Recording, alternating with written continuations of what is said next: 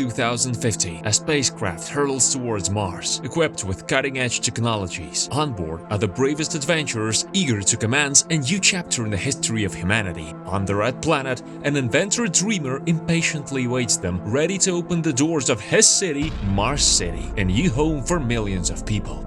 This might be the beginning of a new era when we can live and thrive on other planets, unveiling new horizons for monumental achievements. But is this possible, or is the colonization of Mars just Elon Musk's dream?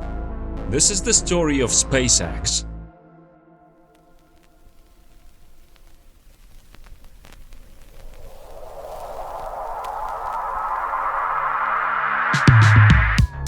One of our videos has already featured Elon Musk, a man not only hailed as the genius of the millennium, the creator of the fastest electric cars and the colonizer of Mars, but also possessing the ability to endlessly color the news and alter stock prices with his tweets. So where did he come from to grace our Earth?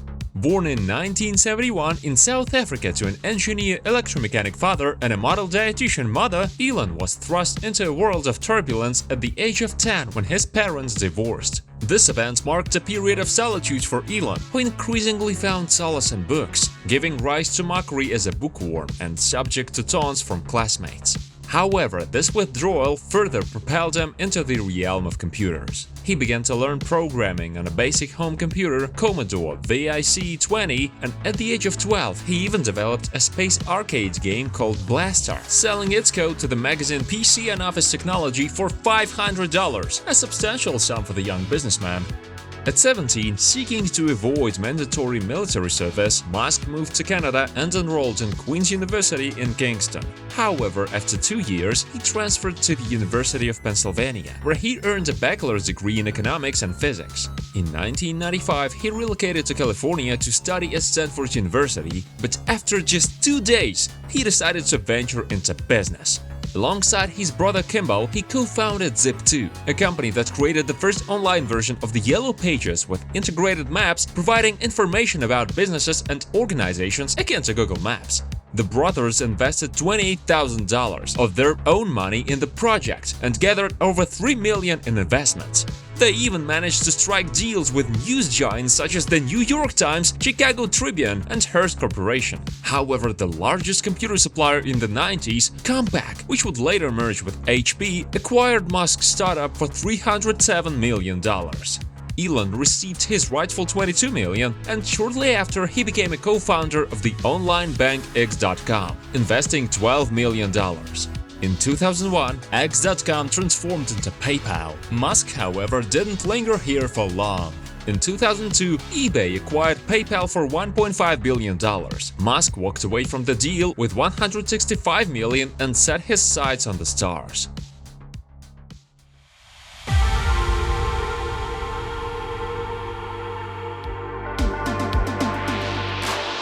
In early 2002, Elon Musk, already a multimillionaire at the age of 30, shifted his focus to a new mission – sending humans to Mars. Throughout his life, inspired by the works of the science fiction writer Isaac Asimov, Musk dreamed of establishing a small greenhouse with Earth plant seeds on the surface of the red planet, thereby inspiring humanity to colonize Mars. The challenge in realizing this modest dream lay not in the existing spacecraft, but in the costliness of their launches.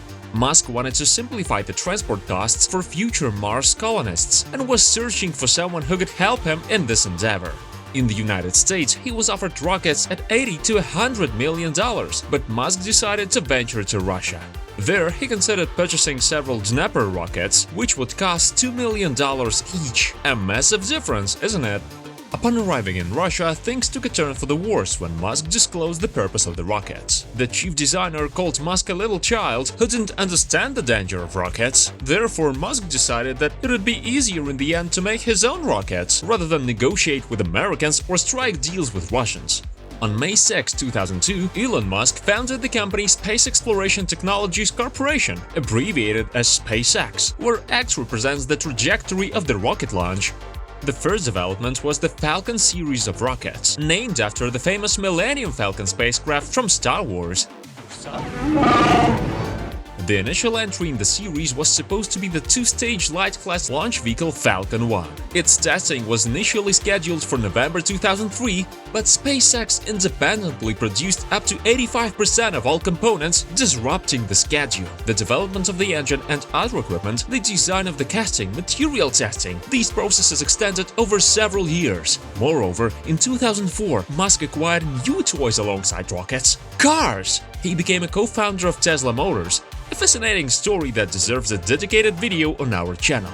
In general, as it turned out, until 2006, the cars weren't driving and the rockets weren't launching.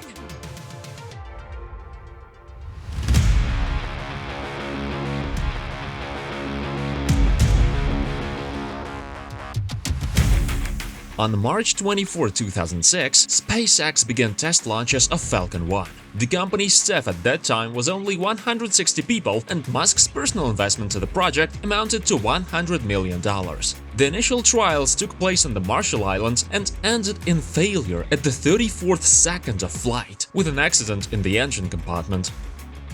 However, the next two launches were also unsuccessful, even though for some reason Musk believed in the third launch and even secured orders for orbital deliveries, a military satellite, two microsatellites from NASA, and the ashes of the deceased people who wished to be sent into orbit after death.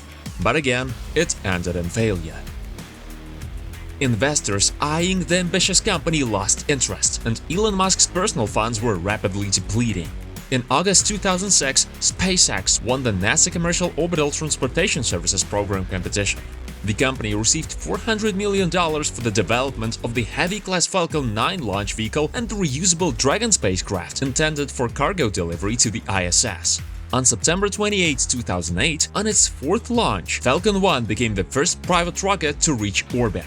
It was a long-awaited success, and NASA entered in a contract with SpaceX worth $1.6 billion, with the possibility of expansion to $3.1 billion. In 2010, SpaceX sent the first private spacecraft Dragon into space. There was another mysterious cargo on board, personally classified by Elon Musk. Only after a successful launch did it become known that the cargo was a wheel of Le Gruyere cheese. This peculiar choice was a reference to a famous sketch by the British comedy group Monty Python, in which John Cleese tries to buy cheese in a shop without any cheese. On July 14, 2009, SpaceX became the first private company to launch a commercial Malaysian satellite, Razaksat, into orbit. In the same year, the Falcon 1 program was discontinued after launching these rockets only 5 times, 3 of which were unsuccessful. Musk decided to focus on the development of Falcon 9 and the Dragon spacecraft because there was much higher demand for heavy-class rocket launches. Therefore, for the next 3 years, SpaceX was exclusively occupied with this. In 2012, SpaceX completed its first operational flights to the ISS. The Dragon spacecraft, named after the hit song Puff the Magic Dragon by Peter, Paul and Mary, delivered 450 kg of cargo to the station, including food, clothing and equipment. Afterward, it returned to Earth with 900 kilograms of cargo and the results of orbital experiments. Musk proposed a commercial launch price of $56.5 million for one Falcon 9 flight, making it the lowest on the global market. Competitors' prices started far beyond $100 million. A bit ahead, Falcon 9 completed 224 out of 226 successful launches in 13 years. In late 2012, Elon stated that he was working to ensure that a flight to Mars for a family would cost $500,000 by 2029. In June 2013, amid rumors of SpaceX going public, Elon Musk explained that the company's IPO would not happen until Mars flights became regular. "I just don't want SpaceX to be controlled by some private equity firm that would milk it for near-term revenue." By that time, the company's revenue amounted to $633 million.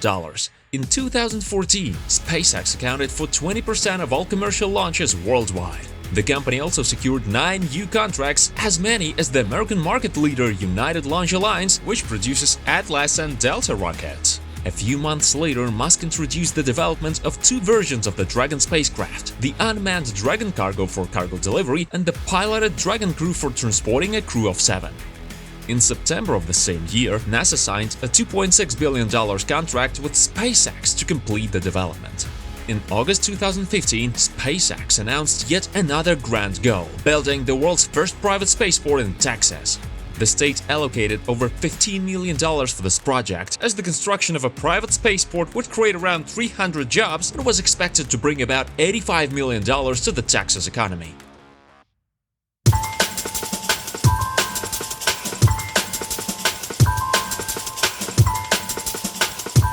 In April 2016, SpaceX made history by successfully landing the first stage of a rocket back on Earth after an orbital launch. It executed a controlled vertical landing on the floating platform named Of Course I Still Love You, honoring a spaceship from Banks' science fiction novels.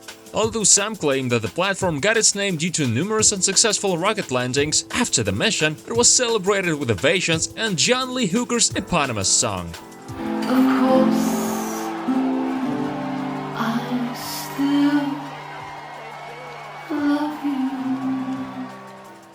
It turned out Elon Musk is quite romantic. Other platforms in SpaceX fleet have equally intriguing names, such as Just Read the Instructions and a shortfall of Gravitas.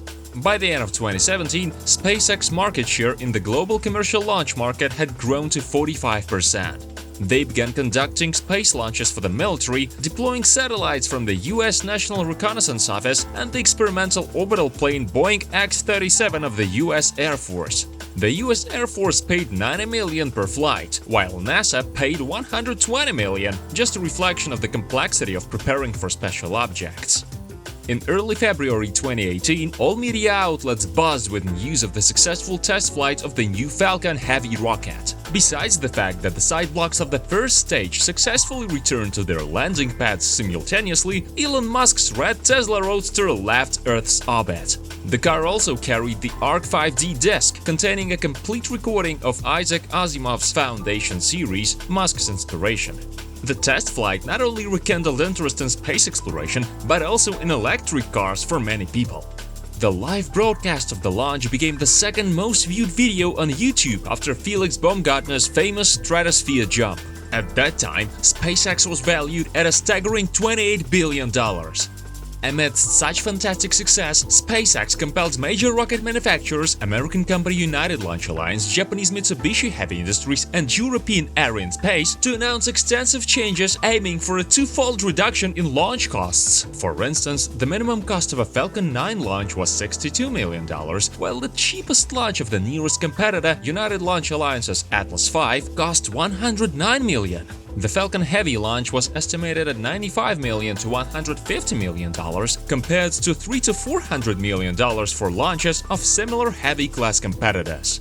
In the same year, 2018, SpaceX began deploying Starlink, a global network of satellites developed in-house, designed to provide cheap and high-speed internet anywhere on the planet. By 2020, Starlink services were being used in the northern parts of the US and Canada, and within a year, over 2,200 satellites were launched in 25 countries worldwide. However, an unexpected problem arose. China complained to the UN that the Tiangong space station had to dodge Starlink satellites twice as they approached dangerously close, posing a threat to astronauts.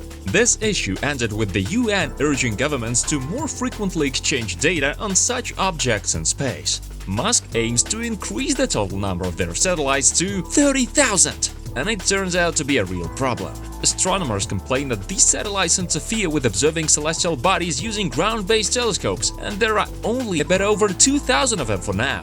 And what'll happen when the number reaches 30,000? In their opinion, Musk is not thinking about colonizing other planets and saving humanity from potential Earth disasters. He just wants to claim another spot under the sun.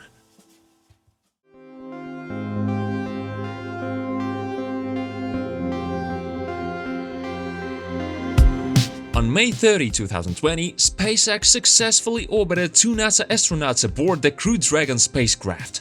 A year later, they sent the first commercial tourists into space: billionaire Jared Isaacman, nurse Haley Arsenault, US Air Force veteran Christopher Sobrowski, and businesswoman Sean Proctor. This marked the first time in history that a space crew, entirely composed of civilians with no connection to NASA or any other space agency, embarked on a space journey.